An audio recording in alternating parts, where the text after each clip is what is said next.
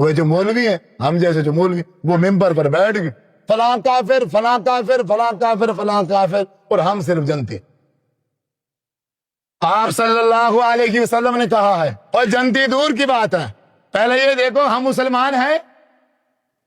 مسلمان کون ہے؟ من سالم المسلمون من لسانہ و یدہ، ابھی پتہ چلے گا ہم میں سے مسلمان کون ہے۔ حضور نے کہا میری امت کا مسلمان وہ بندہ ہوگا جس نے اپنی زبان سے اور اپنے ہاتھ کے ذریعے سے کسی دوسرے مسلمان کو تکلیف نہیں پہنچائی ہوگی۔ اب آپ میں سے کوئی بندہ ہاتھ کھڑا کرے کہ میں وہ مسلمان کہ میں نے آج تک اپنی زبان سے اور میں نے آج تک اپنے ہاتھ سے کسی کو تکلیف نہیں پہنچائی، کوئی ایک مسلمان ہاتھ کھڑا کرے۔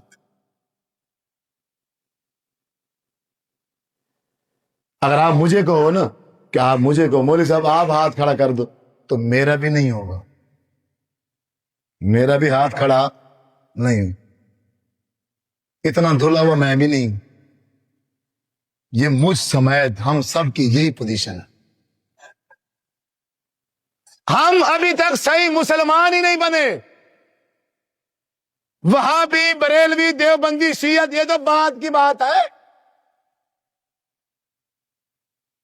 اور کس پہ کیا فتویٰ لگانا ہے، جنت کا یا جہنم کا یا دوزخ کا یا منافقت کا، وہ بات کی باتیں ہیں۔ پہلے میں اپنے آپ کو مسلمان تو بناؤں، پہلے ہم مسلمان تو بنے۔ بس عبادات ہوتی جا رہی ہے اور زبان جو ہے وہ بھی چل رہی ہے، زبان کے ذریعے سے کوئی ہمارا ہمسایہ ہم پہ راضی نہیں ہے، ہمارے خونی رشتہ دار ہم سے تنگ ہیں، ہماری ماں میری زبان کی وجہ سے مجھ سے ناراض ہے، میرا باپ مجھ سے راضی نہیں ہے اس بد زبانی کی وجہ سے، میرے ہمسائے میرے سب۔ تو کیا کروں گا میں ایسی نمازوں کا؟ یہ عبادات کے انبار جو میں لے کے جاؤں گا یہ میرے کام آنے والے نہیں ہیں۔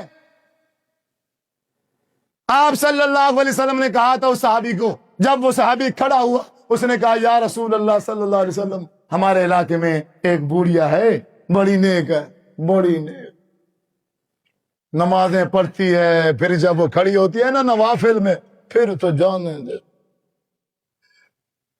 صدقہ خیرات کی پوزیشن یہ ہے، اتنے صدقے کرتی ہے، اتنے صدقے کرتی ہے کہ ہم کیا بتائیں آپ کو، بڑے صدقے کرتی ہے، اللہ کے راستے میں بہت خرچ کرتی ہے۔ اچھا اتنی نیک بوڑھی ہے آپ کی، جی سوال کیا ہے پھر؟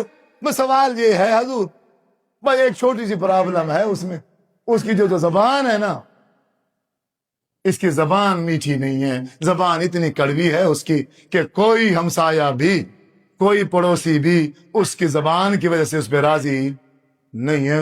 تو پھر آپ صلی اللہ علیہ وسلم نے کہا تو مجھ سے پھر سرٹیفکیٹ لے جاؤ، مجھ سے ابھی سرٹیفکیٹ لے جاؤ، یہ جتنی مرضی عبادت کر لے یہ جہنم میں جائے۔